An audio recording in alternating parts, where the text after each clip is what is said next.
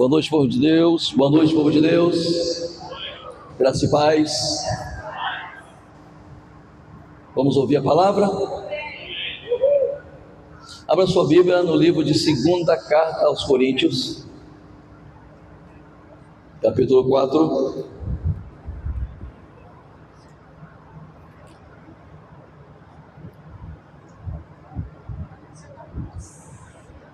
Segunda carta de Paulo aos Coríntios,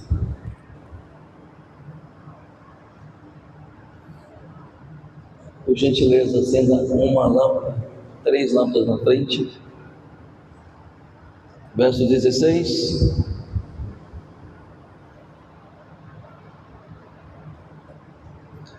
Acharam?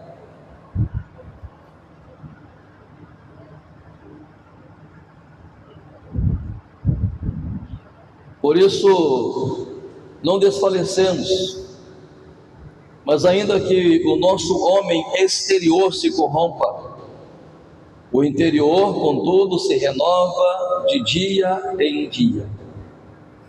Porque a nossa leve e momentânea tribulação produz para nós um peso eterno de glória muito excelente, ou acima de toda comparação. Não atentando nós nas coisas que se veem, mas nas que não se veem, porque as que se veem são temporais, as que não se veem são eternas. Amém? Amém? O que nós lemos na reunião passada? 2 Coríntios capítulo 5, verso 7. Diz que nós não andamos por vista, nós andamos por fé. Pode ser assim. O problema de pessoas com barriguinha é que quando coloca a gravata, pensa um negocinho que fica feio. Eu estou com vontade de tirar a camisa de dentro da calça. Isso é um sinal de que precisa perder peso. Onde estamos colocando os nossos olhos? Você é o que você vê. O pastor vai falar de novo, vou encerrar, tá bom? 4 mensagens sobre o assunto, mas eu tenho certeza que Deus tem algo para você nessa noite, em nome de Jesus. Então abra o seu coração e receba. Estou convicto de que Deus tem alguma coisa boa para você nessa noite. E se eu digo isso, você pode estar certo que eu também recebo. Aonde você tem colocado os seus olhos? Você é o que você vê. Portanto, aonde você tem fixado os seus olhos, diz muito a seu respeito. Até onde alcança o seu olhar, até onde alcança a sua visão. Quando você anda por vista, você tem limites. Você não consegue transpor o intransponível, porque a sua vista só chega até a barreira. Mas quando você tem a visão, você transpõe o intransponível, você entra numa outra dimensão e você enxerga além do que as suas vistas alcançaram. Por isso a sua visão diz muito a seu respeito. Para onde você está indo? Oi, pastor, para onde você está indo? Se você chegar na rodoviária de Araguatins, e tem ônibus para vários lugares, tem um escrito lá, Palmas, e o outro, seja o que Deus quiser, sem destino, qual ônibus você vai pegar? O que tem o letreiro, Palmas, eu sei para onde estou indo. O problema é que tem muitas pessoas que não sabem para onde está indo, aí qualquer lugar serve, ou não chega a lugar algum. Qual é a minha missão? Qual é a sua missão? Qual é a nossa missão? Ganhar pessoas para Jesus. Essa é a missão maior de todo ser humano. Deus não levantou e disse: eu quero fazer empresários, eu quero fazer pregadores, eu quero fazer profetas. Não, Deus disse: eu quero adoradores. Deus escolhe adoradores que tenha espírito de excelência que o adora com excelência. Se você vier a ser um empresário, um profissional liberal, um médico, um odontólogo, um engenheiro, é para a glória dele, porque primeiro você é dele. Isso está registrado no livro de Romanos, capítulo 11, verso 36. Porque dele, por ele e para ele são todas as coisas. Porque dele, por ele e para ele são todas as coisas. Como vencer? Como transpor o intransponível? Tendo uma visão aguçada, enxergando além do véu.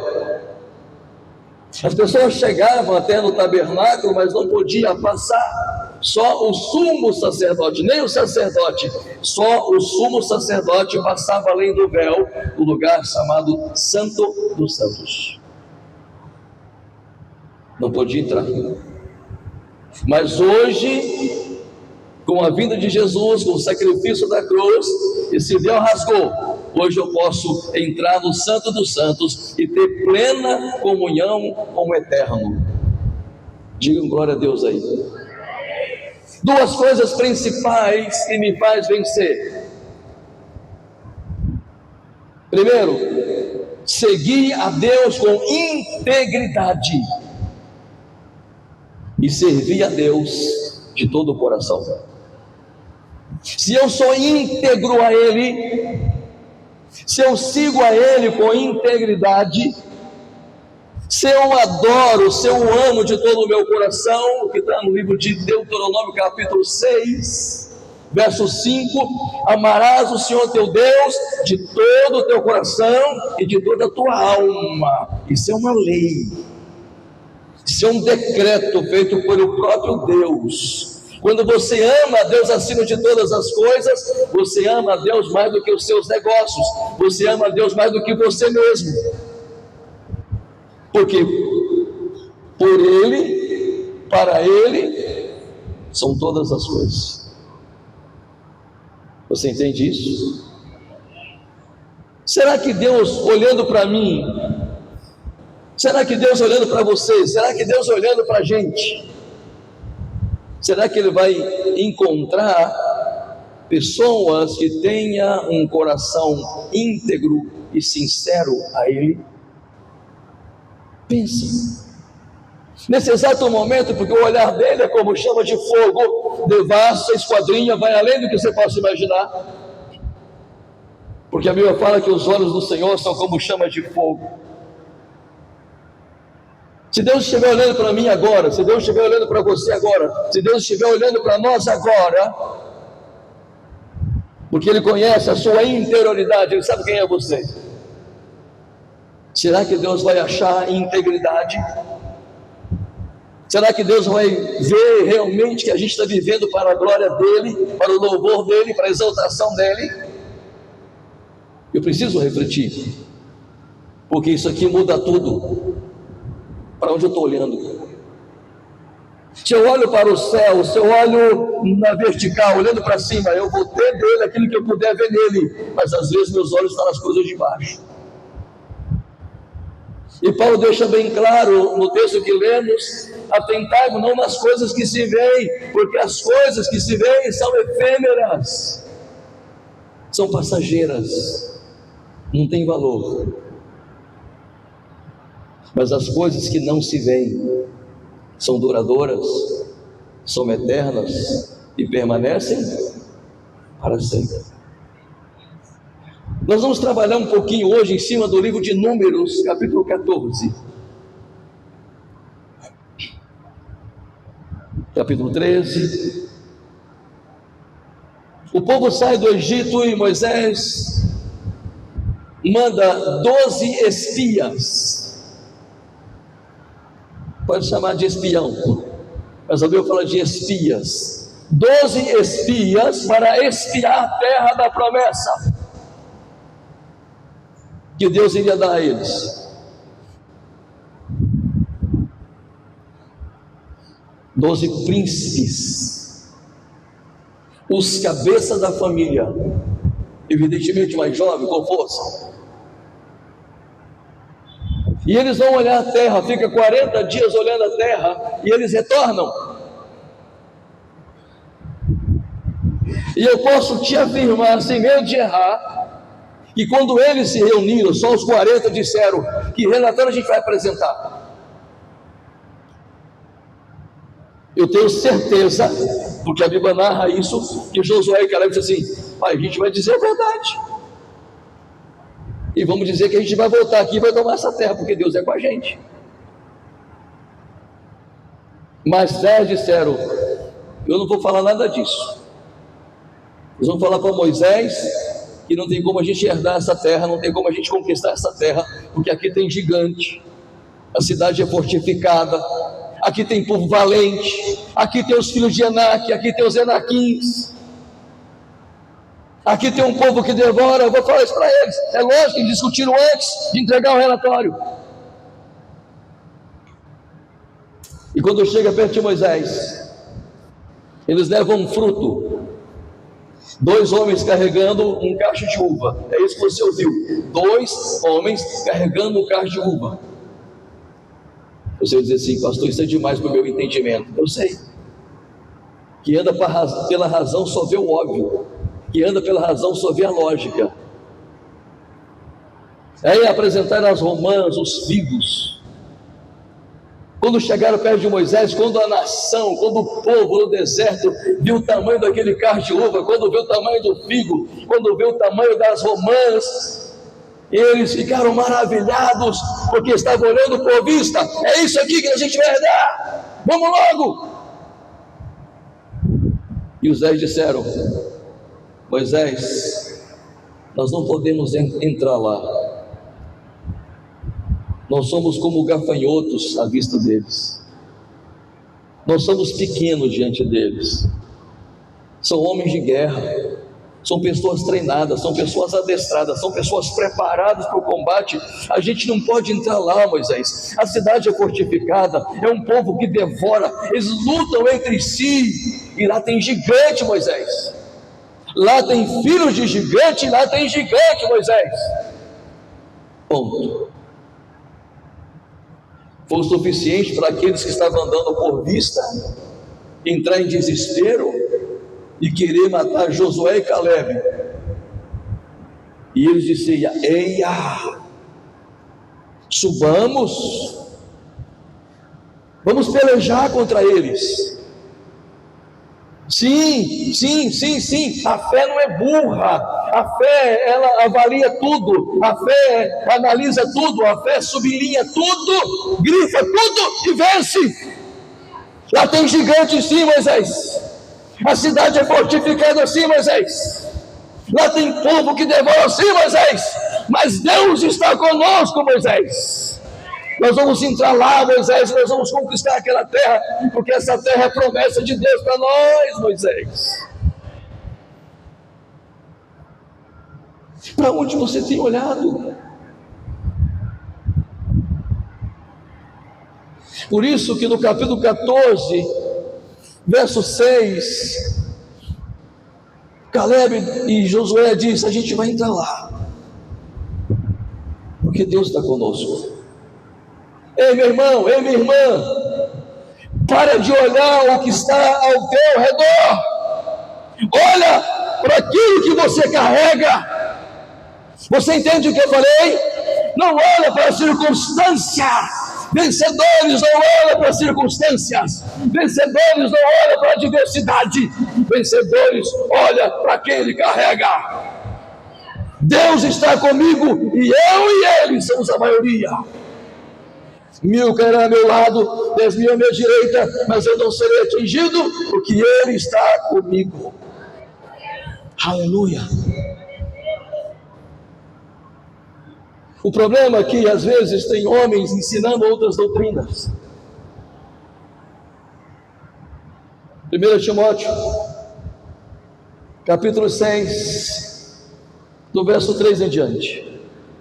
Homens avarentos, homens gananciosos, homens cruéis, homens que viraram as costas para a verdade, mas estão pregando.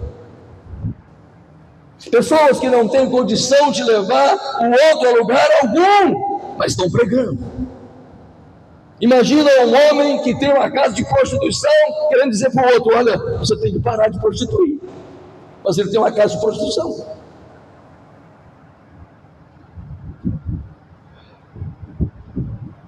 Paulo está dizendo para Timóteo: Timóteo, tem muita gente avarenta, tem muitos falsos mestres, tem muitos falsos ensinadores, tem muitos falsos pastores. Cuidado, Timóteo. Mas Timóteo, não te deixa influenciar por eles. Você, Timóteo, é homem de Deus. Está ouvindo? Ei, está ouvindo? Deus está dizendo para você, para o senhor, para a senhora: olha, não olhe para a circunstância, não se deixe influenciar por aquilo que está lá fora. Você foi chamado, você tem um chamado, você foi escolhido. Não se deixe impressionar, não perca a sua essência, não perca a sua identidade. Porque o texto continua no capítulo 10, fala dos homens avarentos e diz: e o amor ao dinheiro é a raiz de todos os males. E muitos nessa cobiça desviaram da fé. Cuidado. Aonde tem ovelha, vai, me ajuda. Aonde tem ovelha, tem lobo. Cuidado com os lobos, porque os lobos, eles são transvestidos de ovelha. Ele tenta imitar a ovelha. Um dia o pastor estava perdendo muita ovelha. Muitos. E ele procurou um pastor já de idade, experimentado. Disse: pastor, estou perdendo muitas ovelhas. Todo dia morre uma. Aí o pastor disse assim: pega o cajado e bate na cabeça da ovelha, todas elas. Você está de brincadeira, rapaz? Eu já estou perdendo ovelha, se eu bater vai ficar pior. Eu disse: olha, estou te dando a indicação. Eu não vou fazer isso não, já estou perdendo, eu vou bater em ovelha. E foi embora. Continuou perdendo. Aí ele tomou uma decisão: quer saber? Eu vou bater na cabeça das ovelhas. Quando a ovelha passava, ele dava uma cajadada. Eu não sei imitar balido de ovelha, tá bom? Mas ela dava um balido, se ajoelhava, chorava. E ele, a hora que ele bateu numa certa ovelha, deu um grito, esperneou. Não era ovelha, era um lobo que estava matando as ovelhas, cobriu-se com a capa da ovelha, mas estava lá no meio delas. Está ouvindo, igreja? A gente está cercado de pessoas que não querem o seu bem. Então não olha para a circunstância, não olha para os lados, olha para cima. Não ande por vista, ande por fé. Amém? Amém, amém? Deus falou para Josué, Deus falou para Moisés assim: Moisés, nenhum desses 10 vai herdar. Número capítulo 14, verso 36, se não me falha a memória. A Chaiana.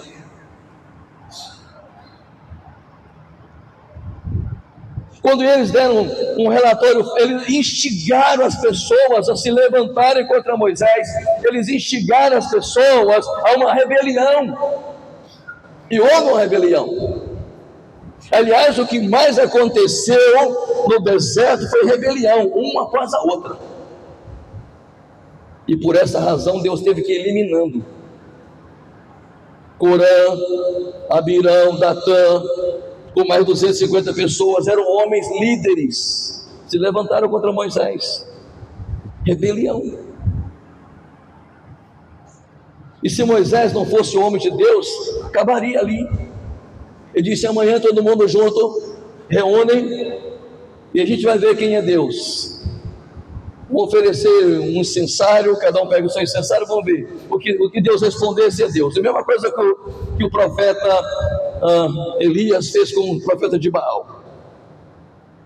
Eu quero acelerar, não quero trabalhar em cima disso. E de repente, está lá o Corã, o Abirão, o Datã, com a família toda, 250 pessoas.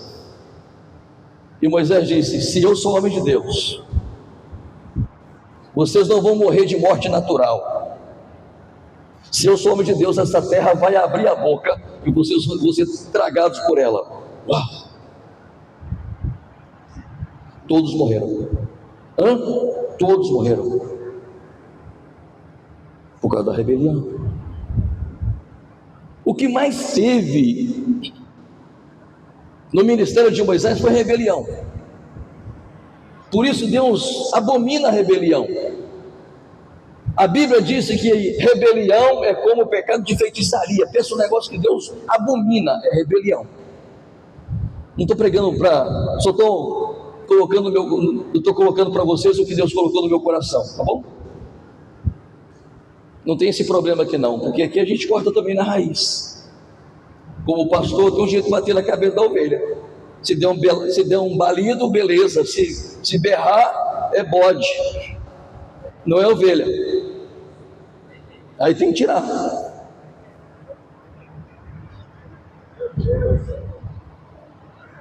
O que significa espírito de excelência? Deus falou assim com Moisés: Moisés, esse povo não vai herdar, esses 10 príncipes não vão herdar, mas Caleb tem um espírito diferente. Onde é que está isso? 14. Ajuda aí, Ana.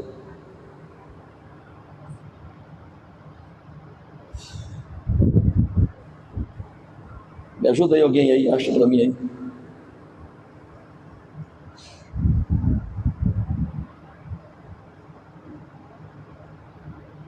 Alguém achou?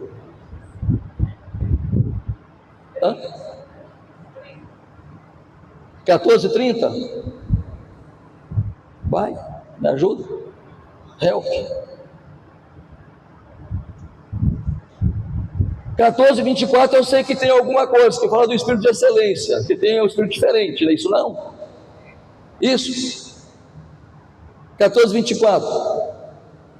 Deus está falando com Moisés: porém o meu servo Caleb, porquanto nele houve outro espírito que perseverou em me seguir, eu o levarei à terra em que entrou, e a sua descendência possuirá em herança. Ou seja, ele vai herdar a terra e a família dele será abençoada, a geração dele vai prosperar. O resultado de olhar para Deus e não andar pelas circunstâncias. Ele tinha um espírito excelente, ele tinha um espírito diferente, ele tinha outro espírito. Que espírito ele tinha? De coragem e de ousadia. Ninguém vence se não tiver coragem e ousadia. Eu vou repetir: ninguém rompe se não tiver coragem e ousadia. Lógico que tem que ter fé, lógico que tem que olhar para Deus, mas para romper você tem que ter coragem e ousadia. Primeiro, quero trabalhar em cima de 4 tópicos. Quem tem espírito excelente, quem tem outro espírito, quem tem o espírito de Deus, quem tem o espírito de coragem e ousadia, olha sempre para Deus e mantém fiel às suas convicções. Quem tem espírito de Deus, mantém-se fiel e mantém as suas convicções. Eu sei em quem tenho crido. Eu sei que o meu Redentor vive. Eu sei que Ele é o meu pastor e nada me faltará. Eu sei, não ouvi dizer, eu sei. Eu tenho convicção plena e absoluta que Deus é real, que Ele está comigo, que as dificuldades do tempo presente não são para comparar com as bênçãos que estão por vir. Quem tem o Espírito excelente não anda por vista, ele mantém-se fiel a Deus e mantém as suas convicções. Eu sei que um dia eu entreguei minha vida para Jesus. A minha vida hoje é de Jesus. Tudo que sou, tudo que tenho, tudo que vier a ser, tudo que vier a ter é dele. Porque por ele e para ele são todas as coisas. Amém, amém, amém. Deus está comigo. Você é capaz de dizer assim: pastor, eu estou enfrentando um desafio terrível. Pastor, imagina o tamanho do gigante. Eu também enfrento gigantes. Eles são reais. Não é fruto da minha imaginação, eles são reais. Mas o meu Deus também é real. Então, não é o que eu vejo, é o que eu carrego. É o que está dentro de mim. A gente canta de vez em quando aqui: por onde eu for, a tua bênção me seguirá. É isso. Aonde eu for, a tua bênção me seguirá. Onde colocar os meus pés, a tua bênção está ali. Porque não é o que eu vejo, é o que eu carrego. Amém, queridos? Amém, queridos? Por que a gente tem dificuldade às vezes de romper aqui na igreja? Se quiser anotar, pode anotar. Você nunca vai conseguir levar uma pessoa a um determinado lugar se a mente dele não for primeiro. Seu marido não vai ser convencido, sua esposa não vai ser convencido, ninguém vai ser convencido se a mente dele não for primeiro. Olha, a gente vai alcançar 5% dos moradores dessa cidade. A minha mente foi lá. Eu já vi os 5% dessa cidade sendo alcançados. Eu já vi as 100 células implantadas. Eu já vi igreja sendo aberta nessa região. Eu já vi. Então eu vou chegar. A pergunta é: você vê também? Porque eu não posso levar você a lugar algum se a sua mente não for primeiro, se a sua alma não for primeiro. Eu creio, pastor. Eu creio, pastor. Vamos juntos, pastor. Vai acontecer, vai acontecer, vai acontecer. E aí vai acontecer. E se eu descrever, pastor? Tudo bem, você fica para trás e retarda um pouquinho o processo. E Deus vai ter que levantar outras pessoas no seu lugar. Porque a obra não pode parar. O reino é dele. A obra é dele, tudo é por ele, e tudo é para ele. Amém? Então, quando nós estamos em Cristo, nós entregamos tudo para ele. Não é eu que falo, não é eu que penso, não é eu que decide, não é eu que decido, ele decide. O que faria Jesus no seu lugar? Todas as vezes que você for tomar uma decisão, você pensa: o que Jesus faria no meu lugar? Jesus ia partir para dentro e achar a mão, ou ia dizer assim: está perdoado, siga o seu caminho. O que Jesus faria no seu lugar? Pularia do barco? Você sabia que pular do barco antes do naufrágio é covardia? Me explica, pastor. Pular do barco antes de tentar alguma coisa é covardia. Se quiser afundar, que o pastor afunde sozinho. Não é assim? Eu nunca pulo do barco, eu não tenho coragem de pular do barco. E se eu pular do barco é para caminhar em direção a Jesus, porque eu sempre vou mirar em Jesus. Pedro teve coragem de descer do barco no meio da tempestade, porque ele disse assim: se é o Senhor, manda-me ter contigo. E Jesus disse: vem. E ele desceu. Enquanto ele olhou para Jesus, ele fixou os olhos em Jesus. Enquanto ele não olhou para as adversidades, enquanto ele não olhou para as circunstâncias, ele literalmente caminhou sobre as águas, porque os seus olhos estavam em Jesus. E a Bíblia diz assim: mas observando a força do vento, tirou a visão, começou a olhar por vista. O que eu estou fazendo aqui em cima dessas ondas bravias, esse mar revolto, esse vento forte? O que eu estou fazendo aqui? Isso é loucura! Eu chamo de fé versus absurdo. Isso é loucura. Quando ele pensou, quando ele tira os olhos de Jesus e olha para as circunstâncias, ele submergiu,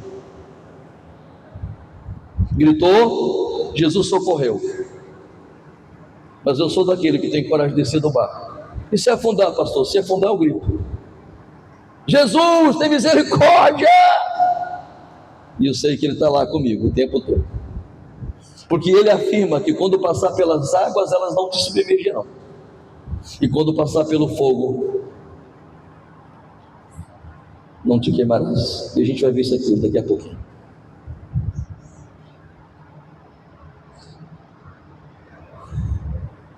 Segundo, pessoas com espírito excelente assumem grandes missões.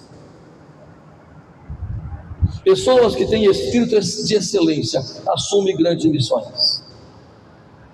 Pessoas que têm espírito de excelência não olham para a circunstância, ele olha lá na frente. Me deu um exemplo, pastor. Eu falei para o Tiago Chimba, qualquer dia desse, o ano que vem, eu vou dar uma palavra sobre empreendedorismo, específico para quem quer romper.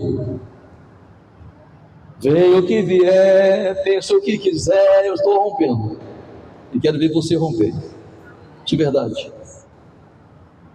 E pode se preparar, porque eu vou te dar a chave. Eu vou te dar a chave.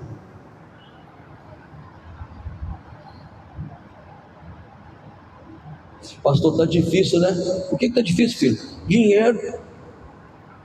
Dinheiro nunca foi problema, filho. Só se não for para o senhor, pastor. Para todo mundo. Dinheiro nunca foi problema. O problema não é dinheiro. Uau! O que é então, pastor? É atitude, é ação, é movimento, é dinamismo, é criatividade. Você é capaz de começar um negócio hoje sem um centavo? Tem alguém aqui que é capaz de começar um negócio hoje sem um centavo? Deixa eu ver se tem algum corajoso. Levanta a mão, deixa eu ver. Eu tenho. Eu vou te provar. Deixa eu ver por onde eu começo. Um certo pastor, é o Medina, ele foi pregar em um determinado lugar.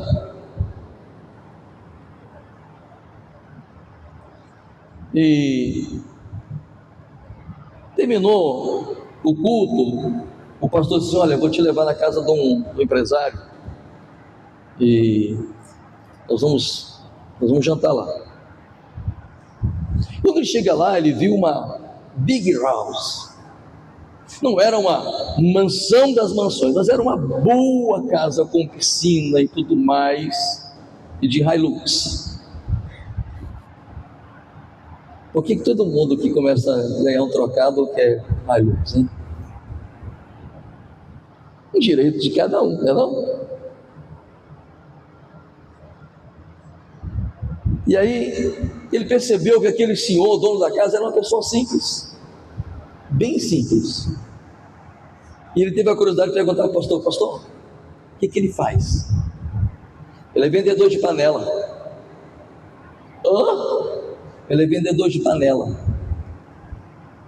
Aí vende panela na rua. Vende panela, tem uma casa dessa e tem Hilux. Sabe o que aconteceu? Esse camarada estava numa pitimba,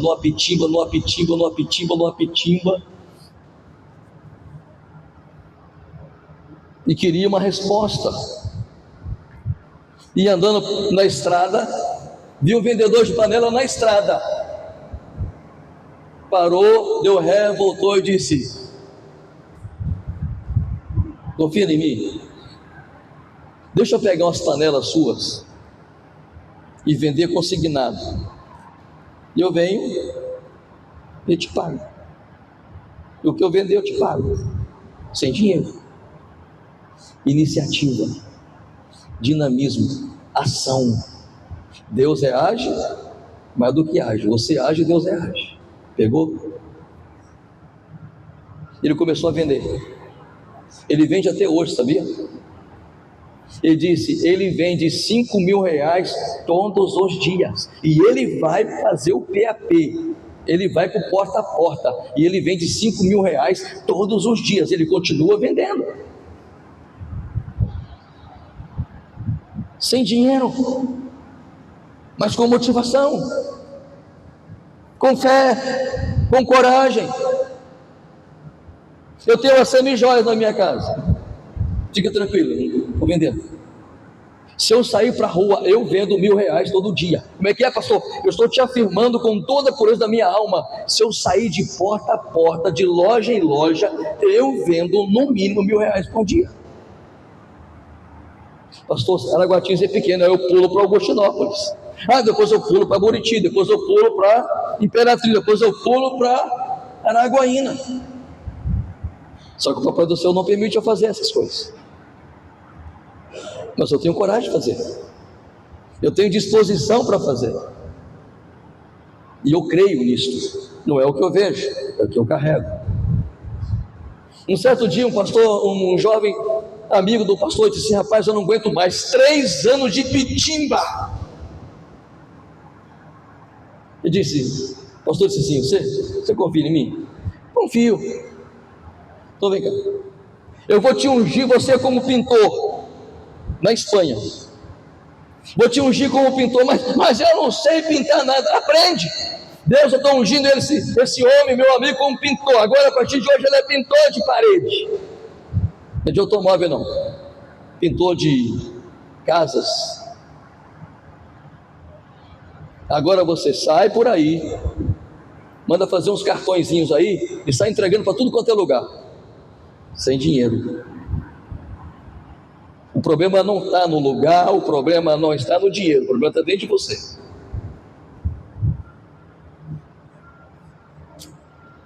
Ele estava entregando cartões. 2 dias depois, alguém ligou: eu preciso que você faça um orçamento. Ele não sabia fazer orçamento. O que ele fez? Chamou alguém que conhecia de pintura. Vamos fazer uma parceria, que nós pegar é Rachid. Fechou? Ela chegou lá, mediu, fez os cálculos, pegou e recebeu uma bolada, mais ou menos 2.000 reais por um dia de serviço. 2.000 para ele, 2.000 para o colega dele. A pintura ficou boa. Ele só viu uma vez. E alguém tornou a ligar para ele: olha, eu gostaria que você pintasse, eu gostei muito do trabalho de vocês, eu quero que você pinta todo o prédio, porque a mulher, a casa que eles pintaram, era a síndica do prédio. Aí já não levou mais o amigo, já sabia fazer os cálculos, quanto é por metro quadrado, foi lá, calculou direitinho, pronto, virou pintor. O problema não está no lugar, o problema está naquilo que você acredita. Você entende isso? Entende ou não entende? Então, Josué e Caleb acreditavam: nós vamos entrar lá e vamos vencer, vamos derrubar os gigantes. Mas se você disser: eu sou como o gafanhoto não derruba gigante, gafanhoto não toma terra, gafanhoto nasce e morre no deserto. Entende isso? Te dei uma chave aqui hoje. Se você quiser pegar, bem. Se não quiser, paciência, mas já está entregue. Terceiro ponto: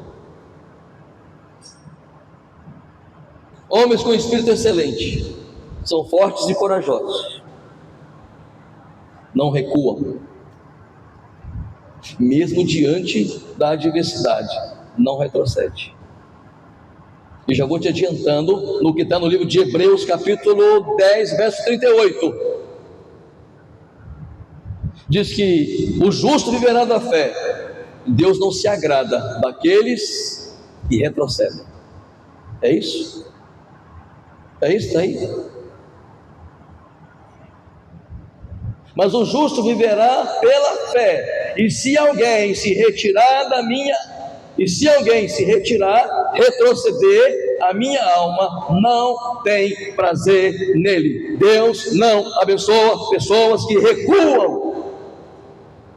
Deus abençoa pessoas que marcham, que tem convicção, que não abre mão das suas convicções.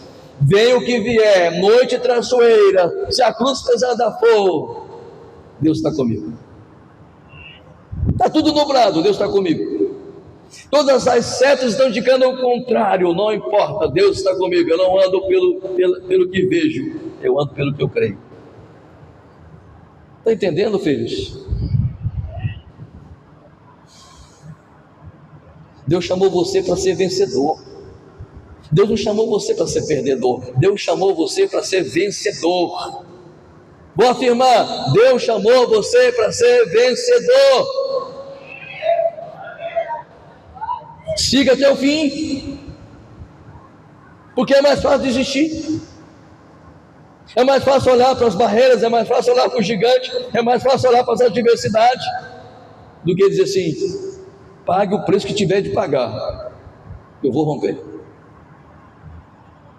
Contrariando todo mundo, eu vou romper, porque os meus olhos estão além da lógica e da razão. Quem está entendendo, diga amém.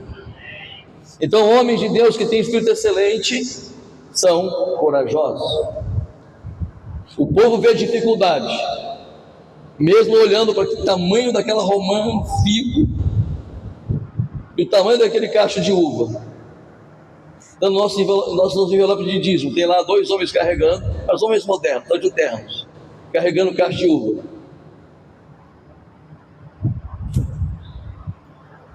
Eles viam dificuldade. Caleb e Josué via possibilidade. Para onde você está olhando? Aonde você tem colocado os seus olhos? Porque você é o que você vê.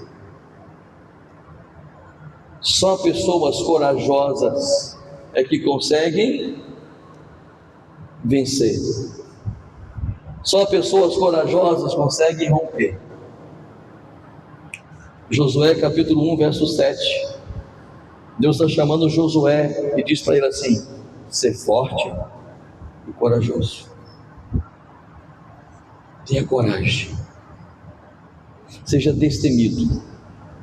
Vai ter luta, vai ter prova, vai ter adversidade, vai ter intempéries da natureza, vai ter maremoto, vai ter terremoto,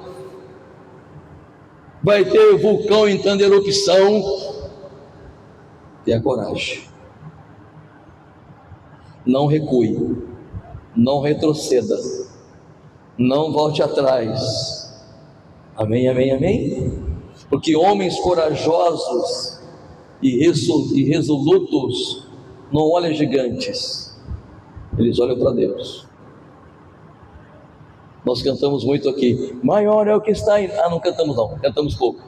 Maior é o que está em nós do que o que está no mundo. Bem maior é o que está em nós do que o que está no mundo. Deus chamou Josué e disse: ser forte e corajoso. Seja o que for, tem um espírito diferente. Você nasceu para fazer a diferença. Você não é mais um entre tantos. Me dê mais 10 minutos. Os discípulos de Jesus não pediram para ele livrar das perseguições. Pensa nos discípulos que foram perseguidos. Nenhum deles pediram: Senhor, nos livra da perseguição. Eles disseram: Senhor, nos dê coragem e ousadia. Os desafios são tantos, mas o desafio te promove. Cada desafio que você enfrentar é uma conquista. Cada desafio que você enfrentar é uma barreira vencida. Daniel capítulo 3. Daniel capítulo 3 fala de 3 jovens que foram levados pelo rei Nabucodonosor cativos. E esses jovens eram diferentes, eram pessoas boas, eram pessoas bacanas, eram homens que tinham espírito de excelência. E o rei então levou cativos Sadraque, Mesaque e Abednego, Ananias, Azarias e Misael. E quando chegaram lá, o rei disse assim: eu quero que eles comam tudo que eu como, todas as iguarias que eu como, eu quero que eles comam. Mas Daniel também estava com eles. E Daniel chegou perto do chefe dos eunucos e disse assim: olha, nós não queremos comer a comida do rei, nos dê vegetais. Ele disse: se eu fizer isso, o rei vai cortar minha cabeça. Não, confia na gente, nos dê 10 dias, e daqui 10 dias você olha para a gente. Não, vocês vão emagrecer, vocês vão se definhar. Não, daqui 10 dias você olha para a gente. Se alguém quiser fazer o jejum de Daniel, tá aí a dica, tá bom? É uma ideia, né? É saudável. Aliás, o jejum é saudável. A gente que não está condicionado a isso. Ah, mas o estômago vai doer, minha barriga vai, claro que vai doer. É carne. Você está sacrificando a carne. 10 dias depois, o eunuco olhou e viu a aparência deles e a aparência dos outros que estavam tomando vinho, que estavam bebendo comendo a comida do rei, a iguaria do rei. Ele olhou o aspecto dos 4 homens: Daniel, Azarias, Isaías e Misael.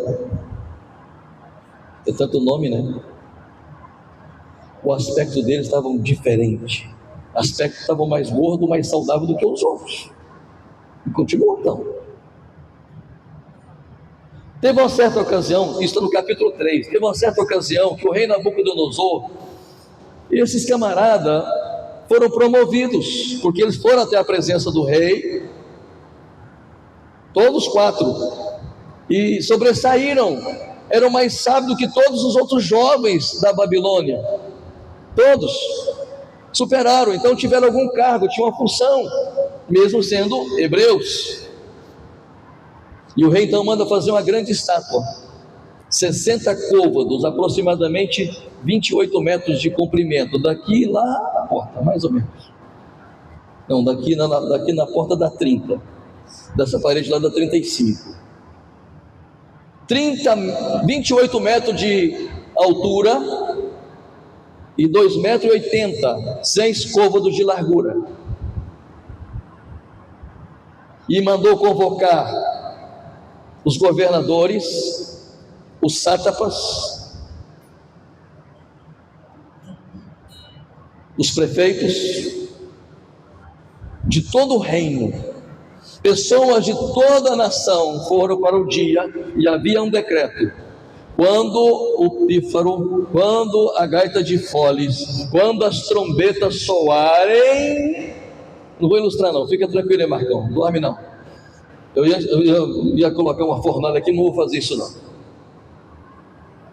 Quem não adorar, quem não se curvar diante da imagem, vai ser jogado na fornalha ardente, no fogo ardente. Resumindo, teve aquela cerimônia toda, e soou as trombetas, tocou os instrumentos, todo mundo se prostrou. Sadraque, Mesaque e Abednego não se curvaram. É lógico que tem os delatores. Ei, tem 3 camaradas que o senhor promoveu aí, tinha espírito excelente, eles não fazem caso de ti, não adoraram a sua imagem não. Eles são hebreus, talvez eles tenham errado, chama aqui. Sadraque, Mesaque e Abednego, vocês não viram a trombeta? Eu vi, sim. Vocês não ouvimos? Deixa eu te falar uma coisa, jovens, eu não posso livrar vocês, se vocês não curvarem, quando o som tocar novamente, e se vocês não se prostrarem, vocês vão ser lançados na fornalha ardente. Eu vou mandar aquecer 7 vezes mais. Sabe o que disseram? Quanto a isso, rei, a gente não vai discutir não, porque se Deus quiser e nos livra da sua mão, nos livra do fogo. Quem tem espírito de excelência não negocia. Quem tem espírito de excelência não abre mão das suas convicções. Eu sei quem eu sou, eu sei quem me chamou, eu sei aonde eu estava e onde Ele me tirou. O rei ficou furioso, mandou aquecer a fornalha 7 vezes mais. A Bíblia diz que os soldados que foram jogados, amarraram eles, e os soldados que foram jogá-los na fornalha morreram, de tamanha era a quentura. E o rei ficou olhando e chamou o capitão. Não foram 3 que nós jogamos lá dentro? Sim, rei, mas eu estou vendo 4, e o 4, como filho dos deuses, eles estão passeando lá dentro, sem amarra, sem corda, estão passeando lá dentro. Sadraque, Mesaque e Abednego, vem para fora. Vieram caminhando. É lógico que alguém foi lá cheirar, talvez estava torrado. E o rei disse: a partir de hoje, ninguém vai falar mal do Deus de Sadraque, Mesaque e Abednego, porque não tem Deus capaz de livrar um homem do fogo como o Deus de Sadraque, Mesaque e Abednego. Quem tem espírito de excelência não negocia os seus valores. Eles conheciam Êxodo capítulo 20: não terás outros deuses diante de mim, não te encurvarás diante dele, não prestará culto. Êxodo capítulo 20, verso 3. Não tem outros deuses diante de mim, não faça para ti imagem de escultura, nem semelhança alguma no que há no céu, nem embaixo da terra, nem debaixo da terra, porque a terra está suspensa. Não adore essas coisas, nem preste culto a elas, porque eu, o Senhor, sou Deus zeloso. Eles conheciam isso, e eles disseram: jamais vamos prestar culto para um Deus feito por mão de homens. Não é te afrontar, independentemente se a gente conhece a cultura, se a gente está num outro país, independentemente da religião, não é afronta, rei, é compromisso que a gente tem com o nosso Deus. Quem tem espírito de excelência não se curva diante das adversidades, mas rompe. Amém? Quarto, homens de espírito de excelência não retrocedem, mas está sempre avançando. Para terminar, homens que têm espírito de excelência, mulheres que têm espírito de excelência, estão sempre avançando, não retrocedem diante das adversidades, e sempre vai dizer: o Senhor está conosco. A cidade é fortificada, os muros são altos, os inimigos são ferozes, mas Deus está conosco. Não é o que eu vejo, é o que eu creio. Não é o que está ao meu redor, nem ao meu derredor, é o que eu carrego. Eu sei que Ele está comigo. Eu sei que Ele está comigo. Amém, filhos? Amém, filhos?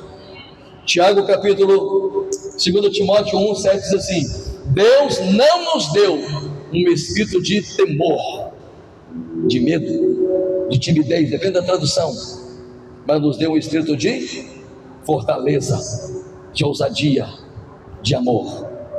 Vai lá, filha. Segunda carta Timóteo capítulo 1 verso 7. Porque Deus não nos deu espírito de covardia, mas de poder, de amor e de moderação. É outra tradução, mas também serve. Que espírito está em você? Espírito de medo? Não vou, não posso, não consigo, está difícil? Ou eu posso todas as coisas daquele que me fortalece? Eu vou romper, eu vou plantar, eu vou colher, eu vou lutar, eu vou vencer, porque eu sei quem está comigo. Fica de pé, queridos. Que o Senhor faça resplandecer o teu rosto sobre ti e tenha misericórdia de ti. Que o Senhor te abençoe e te guarde e te dê a paz. Uma semana vitoriosa para todos nós, em nome de Jesus. E lá atrás tem cantina e hoje tem panqueca. Deus abençoe a todos, em nome de Jesus.